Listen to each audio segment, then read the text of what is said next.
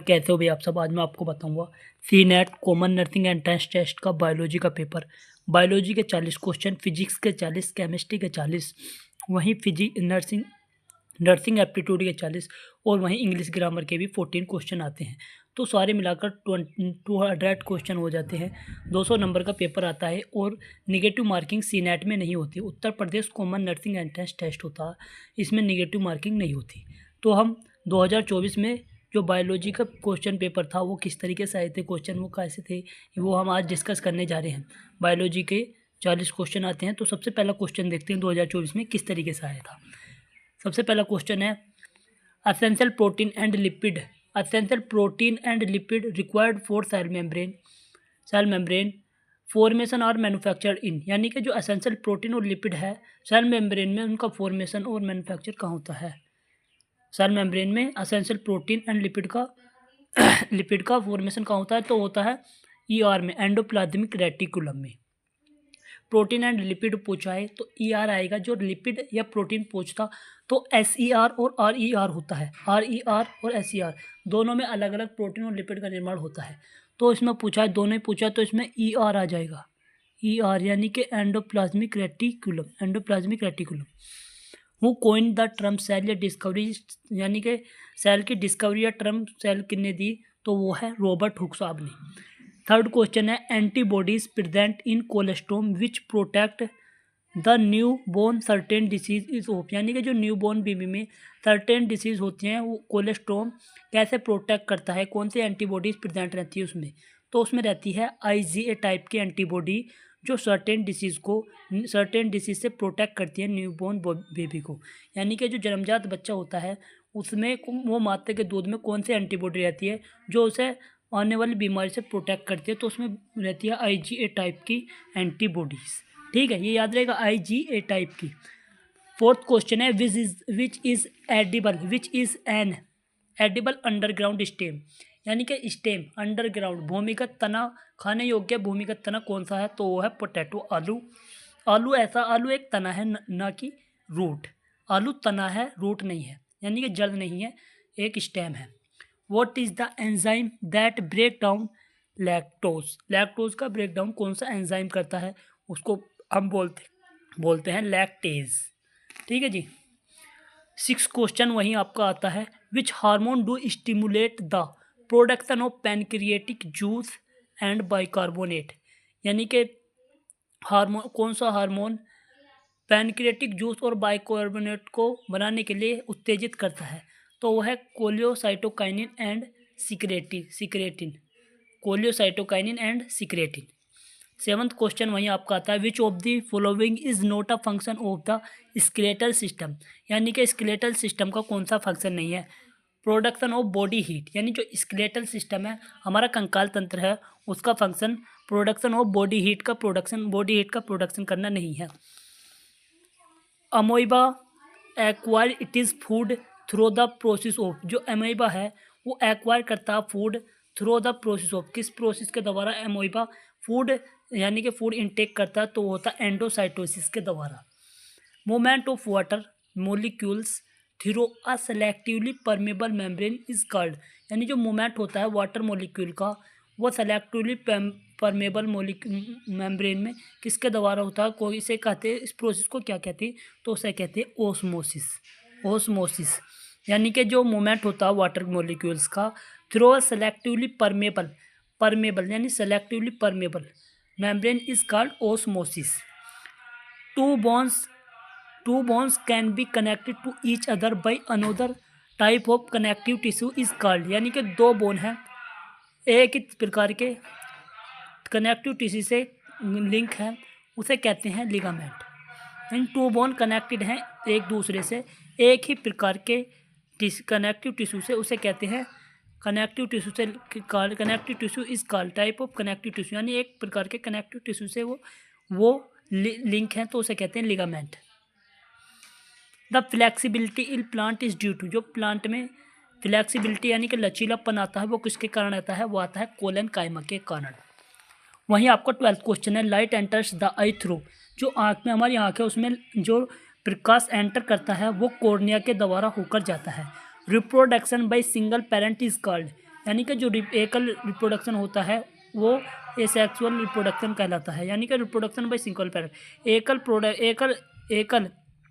Parents या एकल जनक के द्वारा जो रिप्रोडक्शन होता है उसे एसेक्सुअल रिप्रोडक्शन बोलते हैं।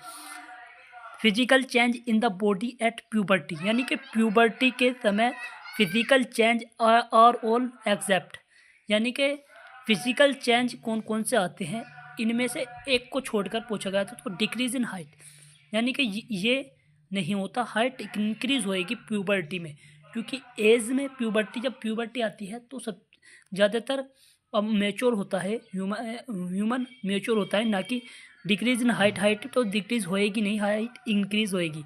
तो इसमें पूछा एक्सेप्ट, तो ये क्वेश्चन लगा था decrease in height.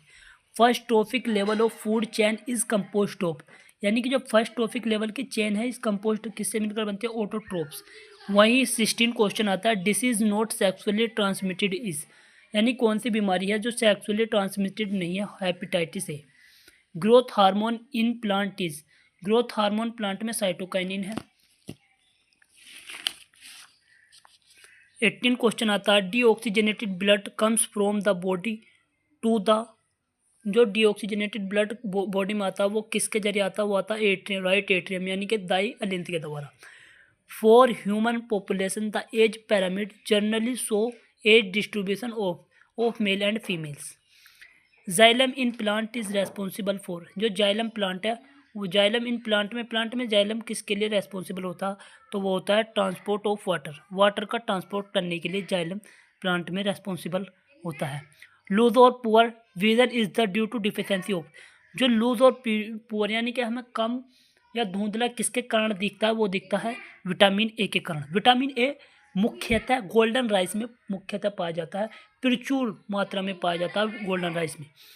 Person with A B blood is universally recipient because, जो ए बी ब्लड का पर्सन है वो यूनिवर्सली रेसिपेंट क्यों है, क्योंकि antigen A and B on RBC in plasma, जो एंटीजन ए और बी है आरबीसी पर प्लाज्मा में, and no antibodies in plasma, यानी कि antigen A and B RBC पर रहेंगी इन प्लाज्मा पे, एंड नो एंटीबॉडीज, यानी कोई एंटीबॉडीज प्लाज्मा में शो नहीं होगी। P wave in ECG represent, यानी पी वेव तो है इन ईसीजी में, वो रिप्रेजेंट करती है depolarization of the atria. The node of Ranvier are found in, यानी कि जो नोड्स हैं रणवीर में फाउंड हैं वह nerve cell. The chemical substance produced by some microbes which can kill or retard the growth of other microbe are called, यानी कि वो chemical substance produce by some microbes which can all kill, यानी कि वो microbe जो chemical substance को यानी microbes को या तो उनकी वृद्धि रोक देते हैं, वो केमिकल सब्सटेंस जो माइक्रोब को मार देते हैं या उनकी वृद्धि रोक देते हैं, उन्हें बोलते हैं एंटीबायोटिक्स। हमारी जितनी मेडिसिन है उनमें ज़्यादातर एंटीबायोटिक्स है। जो हमारी एंटीबायोटिक्स हैं वो माइक्रोब्स की या तो उनकी ग्रोथ को रोक देती हैं या उन्हें किल कर देती हैं। 26वां क्वेश्चन है cell membrane does not possess, cell membrane का हिस्सा नहीं है, सेल मेम्ब्रेन का न्यूक्लिक एसिड, जो न्यूक्लिक एसिड है वो सेल मेम्ब्रेन का हिस्सा नहीं है, जाहिर सी बात है। 27वां क्वेश्चन आता है cell organelle found in prokaryote cells, cell organelle found in prokaryotic cells. 27वां क्वेश्चन है तो उसका ribosome, cell organelle found in prokaryotic cells, जो राइबोसोम है ये प्रोकैरियोट एंड यूकैरियोट दोनों में पाया जाता है, लेकिन सेल ऑर्गेनल है, cell organelle found in prokaryotic cell, तो ये ओनली ये राइबोसोम ही है जो सेल ऑर्गेनल है और पाया जाता है प्रोकैरियोट में। 28वां क्वेश्चन है which one of the following is not a male accessory gland, male accessory gland नहीं है, तो वो है ampulla.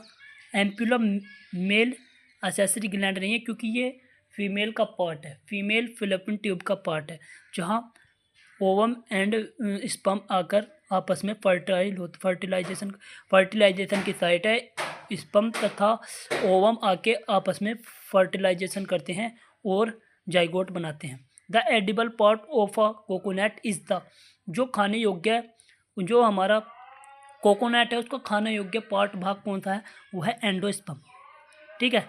Tetanus is cause by, यानी कि टिटेनस किसके कारण होता है, Clostridium tetani. Histone protein are basic positively charge, जो स्टोन प्रोटीन होते हैं वो होते हैं basic positively charged. Turner syndrome results due to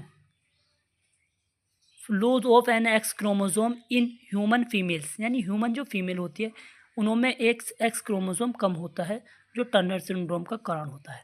virus that affect bacteria known as, जो बैक्टीरियोफाज, उसे जीवाणु भोजी बोलते हैं हिंदी में। डीएनए वायरस वेक्टर, ये एक वेक्टर का काम भी करता है। The primary lymphoid organ is, जो प्राइमरी लिम्फोइड ऑर्गन है वो है thymus.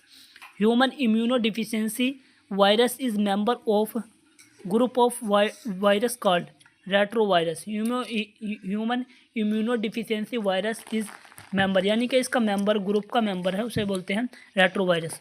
Humoral immuno response is mediated by, humoral immune response is mediated by B cell या beta cell. This is not transmitted through food and water, यानी कौन सी बीमारी water और भोजन के द्वारा नहीं फैलती, तो वो निमोनिया है। वहीं आपका आता है 38वां question, malaria causing organism. Malaria कौन से ऑर्गेनिज्म की वजह से होता है, तो होता है प्रोटोजोन्स की वजह से। 39वां क्वेश्चन है, male sterilization producer is also known as, यानी जो मेल स्टेराइलाइजेशन प्रोड्यूसर है उसे हम वैसेक्टोमी भी कहते हैं। 14वां क्वेश्चन और लास्ट क्वेश्चन है, the corpus luteum secrete large amount of progesterone, यानी जो कार्पस ल्यूटियम है सीक्रेट करता है large amount of progesterone. Thank you all of you watching this video. पूरी वीडियो देखने के लिए आपका धन्यवाद। आगे की जो वीडियो आएंगे आप कमेंट करके बता सकते हैं किस टॉपिक पर मैं वीडियो बनाऊं, और ऐसे ही वीडियो देखने के लिए चैनल को सब्सक्राइब कर लें। थैंक यू आपका दिल से धन्यवाद।